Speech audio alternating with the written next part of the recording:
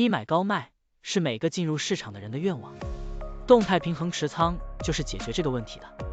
举个例子，就是保持现金和股票始终是50%比50%，当价格下跌的时候就买入一些，当价格上涨的时候就卖出一些。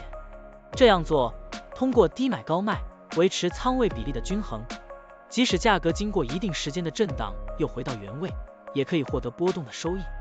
现在我们就设定一些参数，让 Stocktiny AI 帮我们生成程序，对 Dogecoin、Doge USD 进行回测计算。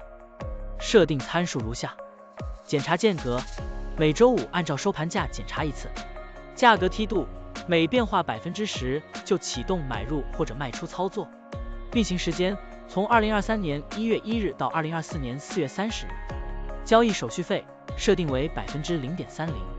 这样设定节省了盯盘的时间和操作次数。好了，按照上面的设定，程序运行的结果是累计交易23次，期末持仓价值155012.49元，盈利55.01%。相比持仓不动，多盈利负49.32%。如果你希望更频繁的交易，可以把参数修改为持股仓位70%，每天按照收盘价检查一次持仓，每变化5%就进行平衡，这样就可以得到新的回测结果。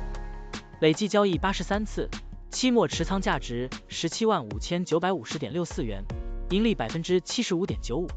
相比持仓不动，多盈利负28.38%。股票的波动特性不一样，盈利效果就不同，参数设定不同，盈利效果也会不同。怎样找到最优的组合呢？